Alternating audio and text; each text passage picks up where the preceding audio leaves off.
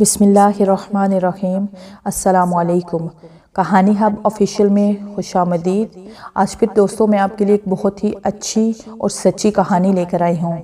نئے آنے والے دوستوں سے گزارش ہے کہ وہ میرا چینل کو سبسکرائب کریں اور بیل آئیکن کو پریس کریں۔ تو چلیں بڑھتے ہیں کہانی کی جانب۔ کیا ہوا بیٹا؟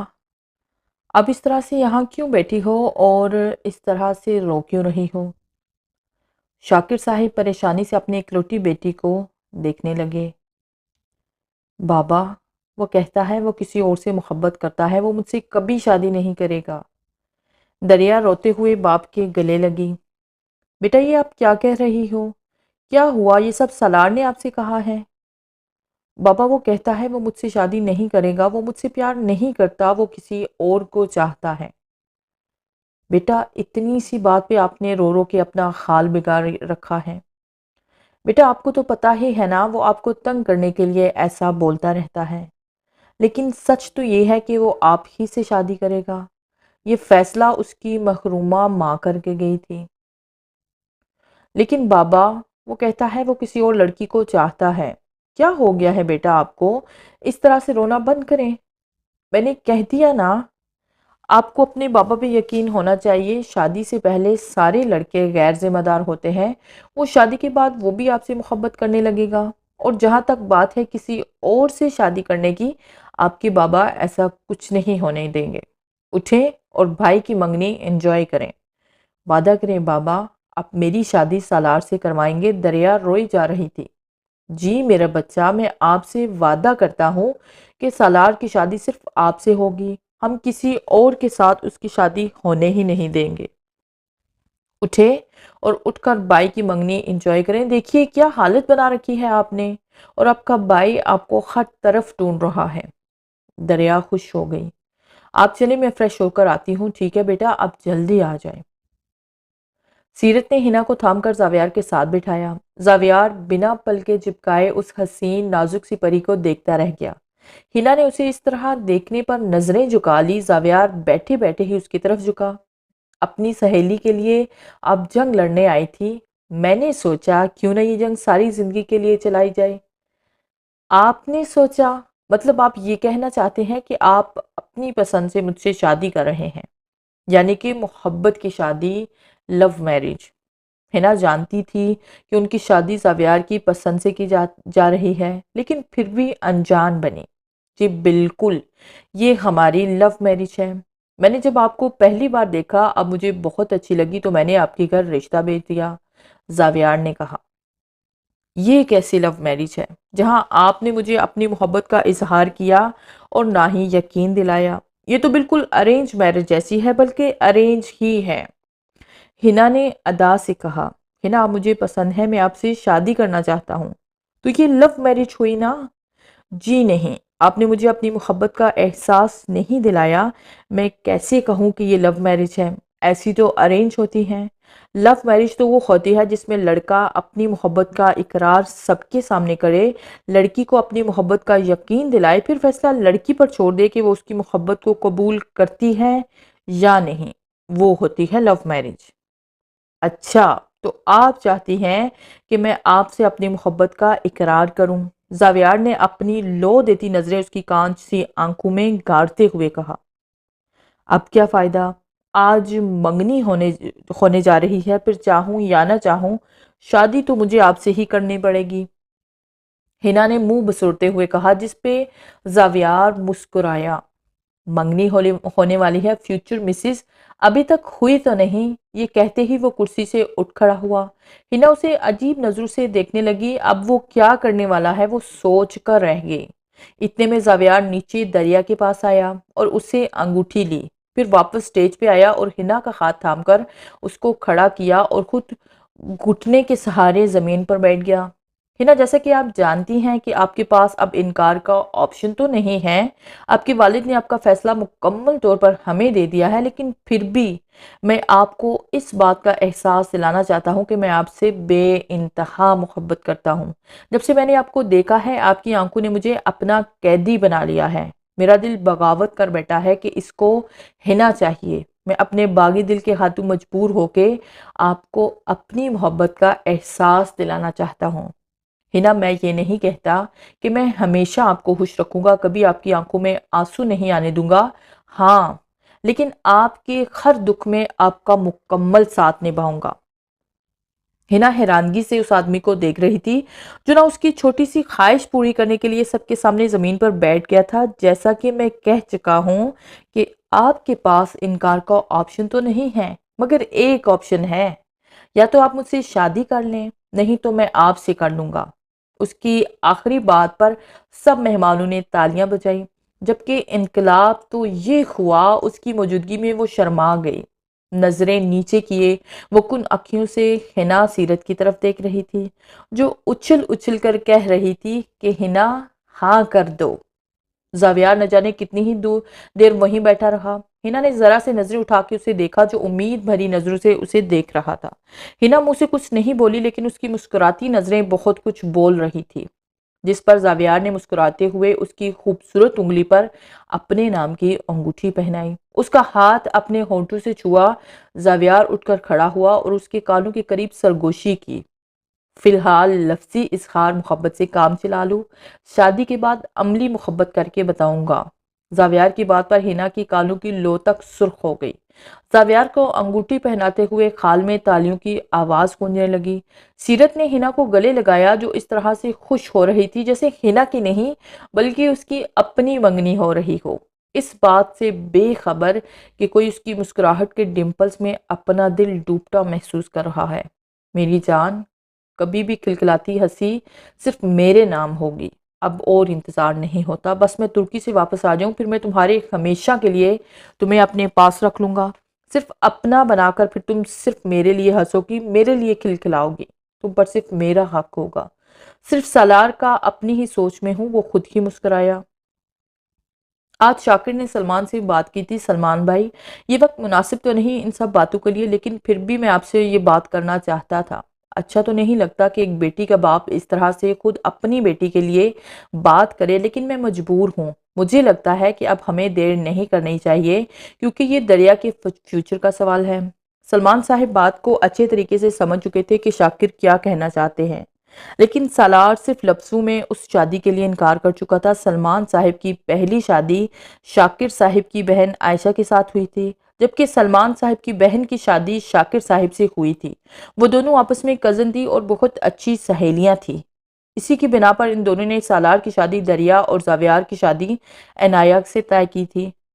عنایہ اب اس دنیا میں تھی بھی نہیں کہ عنایہ اب اس دنیا میں تھی بھی یا نہیں بھی، یہ کوئی بھی نہیں جانتا تھا، لیکن سالار اور دریا کی شادی بچپن سے ہی طے تھی، جس سے ہوش سنبھالنے کے بعد سالار نے ماننے سے انکار کر دیا تھا۔ بہت سمجھانے کے بعد بھی سالار نے سلمان صاحب کی بات نہیں مانی۔ سالار نے ہمیشہ سے سب کو یہی بتایا تھا کہ وہ شادی اپنی مرضی سے کرے گا، اور دریا جیسی لڑکی کبھی اس کی پسند نہیں ہو سکتی، کیونکہ دریا جیسی بے باک اور بے پردہ لڑکیاں سالار کے آگے پیچھے گھومتی ہیں۔ سلمان شاکر کو اس بارے میں صاف انکار کر دینا چاہتے تھے، لیکن سارا بیگم نے انہیں روک دیا، کیونکہ وہ نہیں چاہتی تھی کہ ایسے فیصلے یوں کیے جائیں۔ مہراج واپس آیا تو وہ بیڈ پہ سعد کو سلا رہی تھی۔ سو گیا میرا شہزادہ؟ مہراج نے آتے ہی سعد کو پیار کیا اور بے ساختہ سعد کے دونوں گال چومے۔ جی بڑی مشکل سے سویا ہے، لیکن آپ کا یہ جارحانہ پیار جاری رہا تو پھر سے جاگ جائے گا۔ بالکل نہیں جاگے گا، اپنی ماں پہ گیا ہے۔ اب دیکھو نا، جب تم سو رہی ہوتی ہو تو میں تم سے خوب پیار کرتا ہوں، مجال ہے جو تمہاری آنکھ کھل جائے۔ مہراج نے شرارت سے کہتے ہوئے اسے اپنے قریب کھینچا اور اس پر جھکنے لگا جب اس کی نظر اس کی گردن پر پڑی۔ یہ کیا ہوا مہراج؟ آپ کو چوٹ لگی ہے؟ وہ فکر مند ہوئی۔ ارے ہاں یار، یہ تو میں تمہیں بتانا ہی بھول گیا۔ آج منگنی میں مجھے ایک لڑکی ملی جو بہت پیاری تھی۔ اسے دیکھ کر مجھے سمجھ میں آیا کہ اللہ نے مجھے بہن کیوں نہیں دی۔ ماشاءاللہ بہت پیاری لڑکی تھی، اس کی طرح اس کا نام بھی بہت پیارا تھا، لیکن مجھے یاد نہیں رہا۔ مہراج نے اپنے دماغ پر زور ڈالتے ہوئے یاد کرنے کی کوشش کی۔ خیر، زاویار کی منگیتر کی بیسٹ فرینڈ ہے، شادی پہ آئے گی، میں ضرور ملاؤں گا۔ وہ آ رہی تھی جب اس کا ہاتھ میرے کرتے میں اٹک گیا، اس کے بریسلٹ کی نوک میری گردن میں چپ گئی، وہی ہوا یہ زخم بھی، اور تمہیں پتا ہے یہ ذرا سا زخم دیکھ کر وہ معصوم سی لڑکی رونے لگی۔ مہراج سیرت کو یاد کر کے بے ساختہ مسکرایا۔ پہلی بار آیت نے سالار کے علاوہ مہراج کے منہ سے کسی اور کی تعریف سنی تھی۔ وہ کہہ رہی تھی کہ میں اتنا اچھا لگ رہا ہوں کہ مجھے نظر لگی ہے۔ مہراج نے شرارت سے آیت کو دیکھتے ہوئے کہا، جس پر آیت بھی مسکرا دی۔ کمرے میں قدم رکھتے شاہ نے یہ ساری باتیں سن لی تھی۔ شاہ کو دیکھ کر وہ عورت کھڑی ہو گئی۔ شاہ صاحب میں بی بی جی کو کھلانے کے لیے آئی تھی۔ اس نے فروٹس کی ٹوکری کی طرف اشارہ کرتے ہوئے کہا، ہاں ٹھیک ہے تم جاؤ یہاں سے۔ شاہ نے کہا۔ وہ عورت باہر نکل گئی۔ تم کیا کہہ رہی تھی؟ تم کیا کہہ رہی تھی؟ میں کوئی جن ہوں دیو ہوں جو تمہیں اٹھا کر لایا ہوں؟ اب شاہ اس کی طرف بڑھنے لگا۔ شاہ کو اپنی طرف بڑھتے دیکھ کر وہ چارپائی سے اٹھ گئی۔ اگر میں جن یا دیو ہوں تو پھر کوئی شہزادہ بھی ضرور آئے گا اس پری کو اپنے ساتھ لے جانے کے لیے۔ افسوس شاہ کو شہزادہ آنے ہی نہیں دے گا۔ اگر کوئی آ بھی گیا تو اس کے چھوٹے چھوٹے ٹکڑے کر کے وہ حویلی کے کتوں کے آگے پھینکے گا، کیونکہ اس کہانی کا شہزادہ شاہ خود بننا چاہتا ہے، جو تم سے بے انتہا محبت کرتا ہے۔ نہیں، عشق، جنون، دیوانگی یا اس سے بھی اوپر، شاہ تمہیں لے کر بہت آگے بڑھ چکا ہے۔ اب اگر کوئی تمہیں شاہ سے دور کرے گا تو شاہ اس کو ریزہ ریزہ کر دے گا۔ شاہ اس کی آنکھوں میں آنکھیں ڈالے دیکھ رہا تھا، جبکہ وہ لڑکی بس روئی جا رہی تھی۔ شاہ نے بے اختیار اسے چھوڑنے کی کوشش کی۔ وہ پیچھے ہٹی۔ کیونکہ تم کوئی عام لڑکی نہیں ہو، بلکہ شاہ کی محبت ہو۔ مجھے جانے دے، میں قسم کھاتی ہوں میں کسی کو کچھ نہیں بتاؤں گی۔ شاہ کی بات کو مکمل اگنور کر کے پھر بولی، آپ مجھے گھر چھوڑ آئے، ہم پولیس کے پاس بھی نہیں جائیں گے۔ اسے لگا تھا شاید شاہ پولیس کے نام سے ڈر جائے گا، لیکن پولیس کی بات پہ شاہ نے بے اختیار کہا لگایا، میری جان، یہاں کی پولیس بھی شاہ کے ٹکڑوں میں ناچتی ہے، سو پولیس والوں کو تم ایک سائڈ پہ رکھ کر صرف اپنی اور میری بات کرو۔ میرے گھر والے مجھے ڈھونڈ رہے ہوں گے، پلیز مجھے جانے دیں۔ وہ پھر سے رونے لگی، جبکہ شاہ کی نظریں اس کے چہرے کا طواف کر رہی تھی۔ اتنے دنوں سے میں تمہارا چہرہ دیکھ رہا ہوں، لیکن آج تک مجھے تمہارا یہ خوبصورت تل نظر کیوں نہیں آیا؟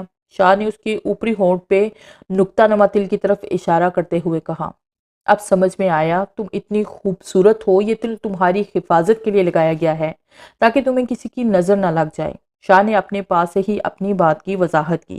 شاہ نے اپنے انگوٹھے کی مدد سے اس دل کو چھونا چاہا۔ اس سے پہلے اس کا ہاتھ اس کے چہرے کی طرف جاتا، اس کا زوردار تماچا شاہ کے گال پہ پڑا، جو اس نے اپنی ساری قوت جمع کر کے مارا تھا۔ شاہ غصے سے اس کی طرف بڑھا۔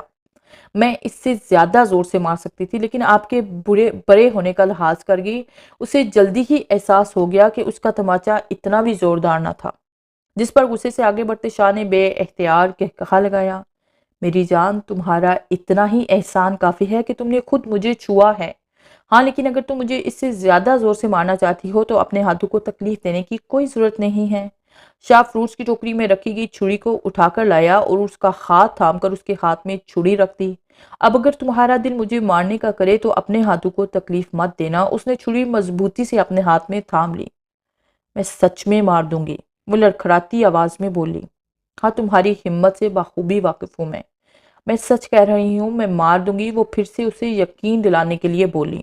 یہ آدمی پہلے ہی تمہارے پیار میں مارا پڑا ہے، اور کتنی بار مارو گی؟ شاہ یہ کہہ کر مڑا اور اپنے موبائل پر آنے والی کال سننے لگا۔ جب شاہ کو اپنے کندھے پر کوئی چیز چپکتی ہوئی محسوس ہوئی، یہ وہی چھری تھی جو یقیناً آدھی شاہ کے کندھے کے اندر جا چکی تھی۔ شاہ بے یقینی سے اسے دیکھنے لگا، جو سسکیاں روکے رونے میں مصروف تھی۔ خون دے کر اس کے رونے میں مزید شدت آئی۔ آئی ایم سوری، میں یہ نہیں چاہتی تھی، وہ بے اختیار معافی مانگنے لگی۔ معاف کر دیجئے، وہ ایک ایک قدم پیچھے بڑھانے لگی۔ میں نے کہا تھا میں مار دوں گی، آپ نہیں مانے، وہ رندی ہوئی آواز میں بولی۔ دیکھا اب لگ گی نا؟ وہ یہ سب کہتے شاہ کو معصومیت کی ایک تصویر لگ رہی تھی۔ معاف کر دیجئے، مجھے آپ کو مارنا نہیں چاہیے تھا، لیکن آپ مجھے جانے نہیں دے رہے نا۔ شاہ کے 4 نوکر کمرے کے باہر شاہ کا انتظار کر رہے تھے۔ اسے اس حالت میں دیکھ کر اندر آگئے۔ شاہ صاحب، آپ کو کیا ہو گیا؟ مزمل فوراً شاہ کی طرف بڑھا، جبکہ سب لوگوں کو اس کی طرف متوجہ دیکھ کر وہ کمرے سے باہر نکلنے لگی۔ اگلے ہی پل چاروں میں سے کسی ایک نے اس کا ہاتھ تھام لیا، لیکن شاہ کی بگڑتی حالت دیکھ کر ہاتھ چھوڑ کر وہ بھی شاہ کی طرف متوجہ ہوا۔ اپنے آپ کو آزاد پا کر وہ کمرے سے بھاگ گئی۔ سب کا دھیان شاہ کی طرف لگ گیا۔ طارق نے شاہ کو تھامنے کی کوشش کی، لیکن اس سے پہلے شاہ نے اس کا ہاتھ دبوچ لیا۔ تمہاری ہمت کیسے ہوئی اسے چھونے کی؟ ہاتھ کیسے لگایا تم نے اسے؟ شاہ نے غصے سے کہا۔ شاہ سے وہ بھاگ رہی تھی۔ طارق سمجھ چکا تھا کہ شاہ کس لیے غصہ کر رہا ہے۔ طارق کچھ اور کہتا کہ شاہ نے اپنے کندھے سے چھری نکالی اور بے دردی سے طارق کی کلائی پر 4-5 بار چلا دی۔ طارق درد سے چلا اٹھا، اگر تم میرے وفادار ملازم نہ ہوتے طارق تو میں تمہارے ٹکڑے ٹکڑے کر دیتا۔ وہ بارش میں بھاگ رہی تھی، وہ پوری طرح بھیگ چکی تھی، اسے کسی بھی حالت میں شاہ کی پہنچ سے دور نکلنا تھا۔ اس کی سانسیں بری طرح سے پھول چکی تھی۔ بھاگتے بھاگتے اس کے قریب سے تیز رفتار سے ایک گاڑی نکلی اور اس کے سامنے آ کر کھڑی ہو گئی۔ فرنٹ ڈور کھول کر شاہ گاڑی سے باہر نکلا اور اس کے قریب آ کر اس کا بازو پکڑا اور گھسیٹتے ہوئے اسے گاڑی میں بٹھایا۔ اب بھاگنا بند کرو، آنا تو آخر تمہیں میرے پاس ہی ہے۔ گاڑی کا دروازہ بند کر کے شاہ اپنی طرف آیا اور فل سپیڈ میں گاڑی آگے بڑھا دی۔ پلیز مجھے جانے دے، مجھے میرے گھر جانا ہے، میرے گھر والے مجھے ڈھونڈ رہے ہوں گے۔ وہ مسلسل مزاحمت کر رہی تھی، لیکن کون تھا وہاں جو اس کے رونے کی پرواہ کرتا؟ اسے اس کے اپنوں سے ملاتا۔ شاہ تو چپ چاپ بے حس بنا اپنی گاڑی ڈرائیو کر رہا تھا۔ 3 دن کے بعد آج وہ پھر وہی تھی جہاں سے 3 دن پہلے رات کے اندھیرے میں وہ بھاگی تھی۔ گاڑی رک گئی، وہ اس کا ہاتھ تھام کر گھسیٹتے ہوئے حویلی کے اندر لے گیا، لا کر اسے بیڈ پر پٹکا۔ بہت شوق ہے تمہیں بھاگنے کا، بس بھاگ لیا جتنا بھاگ سکتی تھی تم، اب تم یہاں سے کہیں نہیں جا سکتی۔ شاہ صحیح، یہ ڈاکٹر صاحب ہیں، آپ کے علاج کے لیے آئے ہیں، مزمل نے بتایا۔ شاہ مزمل کی طرف بڑھا اور اسے فرسٹ ایڈ باکس لیا اور پھر اسی کمرے میں آ گیا۔ اسے پھر سے اس کمرے میں دیکھ کر وہ بیڈ سے اٹھ کھڑی ہوئی۔ بیٹھی رہو میری جان، تمہاری طبیعت بالکل ٹھیک نہیں ہے۔ اس نے اس کا ہاتھ تھام کے بٹھایا۔ ابھی کچھ دیر پہلے جو شاہ کمرے سے غصے سے باہر نکلا تھا، یہ آدمی اس آدمی سے بالکل الگ تھا۔ شاہ نے اسے محبت سے بیڈ پر بٹھایا اور خود زمین پر بیٹھ کے اس کے پیر کا زخم دیکھنے لگا، جو شاید بھاگنے کی وجہ سے اسے لگا تھا، لیکن وہ سمجھ نہیں پائی کہ اتنے غصے میں وہ اسے وہاں سے یہاں حویلی میں لے کر آیا تھا۔ یہ زخم آخر اس نے کب اس کے پیر پہ دیکھا تھا؟ جبکہ جو زخم اس نے شاہ کے کندھے پر دیا تھا وہ اس کے زخم سے کہیں زیادہ گہرا تھا، لیکن شاہ کو اس زخم کی پرواہ نہ تھی۔ اس نے کن آنکھوں سے اس کے کندھوں کی طرف دیکھا جہاں سے شاید ابھی بھی خون بہہ رہا تھا، کیونکہ شاہ کا کرتا پوری طرح سے خون میں لت پت ہو چکا تھا۔ شاہ بہت احتیاط سے اس کے پیر پر پٹی بندی اور اٹھ کر کھڑا ہو گیا۔ اب تو آرام کرو اور رونا مت، یہ کہہ کر اس کا گال تھپتھپا کر وہ کمرے سے باہر نکل گیا، جبکہ ایک بار پھر سے وہ اپنی بے بسی پر رونے لگی۔ آج شام سے ہی بارش ہو رہی تھی اور منت بارش کی دیوانی تھی۔ اسے بارش میں بھیگنے کا حد سے زیادہ شوق تھا۔ پہلے تو حاشر بھی اس کا یہ شوق پورا کرنے میں اس کا خوب ساتھ دیتا، لیکن جب حاشر کا لہجہ سخت ہوا تو منت نے اسے اپنی باتیں کہنا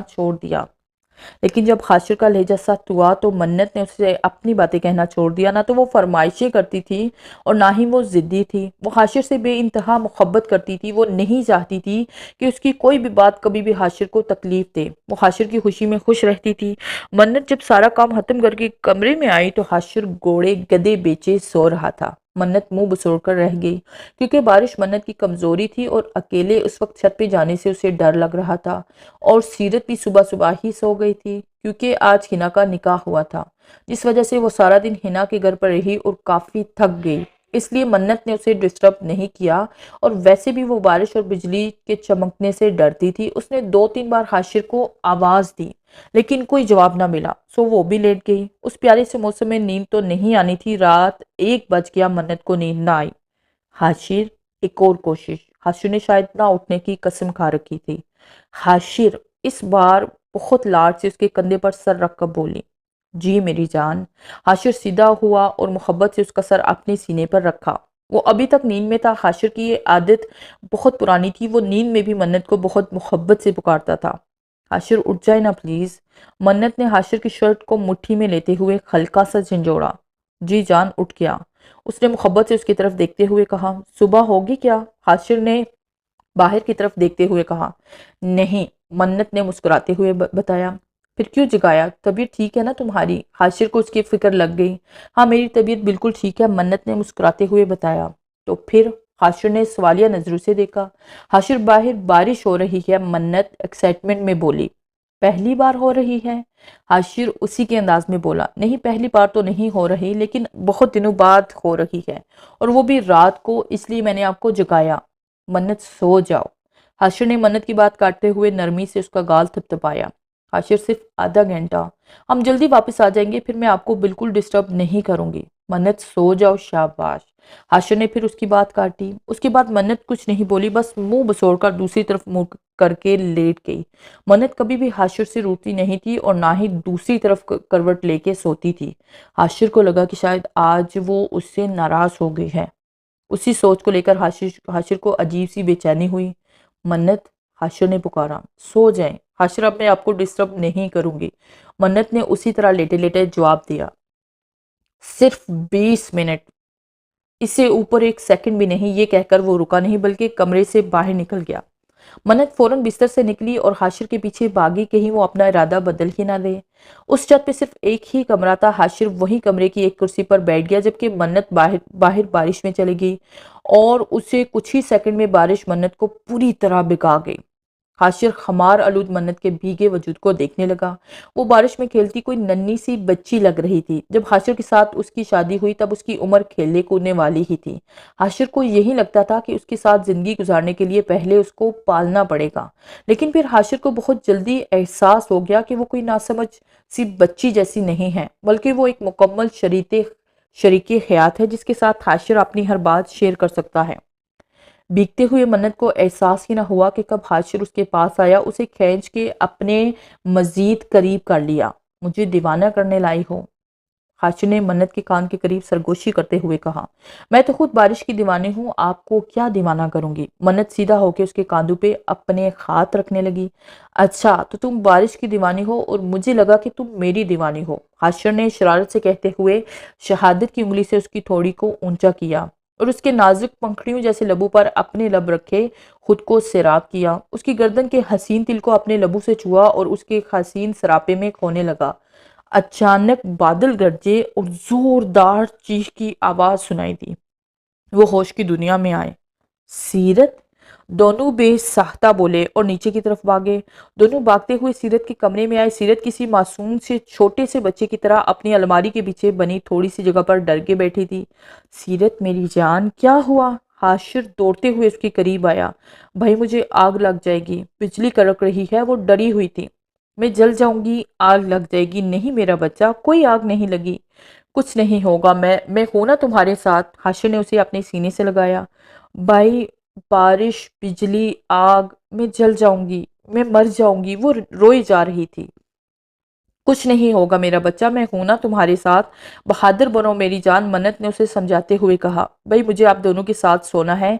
सीरत रोते हुए हाशिर के गले लग गई। हाँ मेरा बच्चा, क्यों नहीं, तुम दोनों यहाँ भी सो जाओ। हाशिर ने मोहब्बत से उसके आंसू साफ किए। कुछ नहीं होगा मेरी जान, ये तो कुदरत का एक निज़ाम है जो चलता रहता है, इसमें रोने वाली कौन सी बात है? मन्नत उसे समझाते हुए बेड पर ले आई। भाभी, आपके कपड़े क्यों भीगे हैं? और भाई, आपके भी? उसका डर कम हुआ तो ध्यान उनके कपड़ों पर चला गया। मन्नत हाशिर को देखने लगी जैसे पूछ रही हो कि अब क्या जवाब दूं। उसके कपड़े छत पे रह गए थे। हाशिर ने बात बनाई।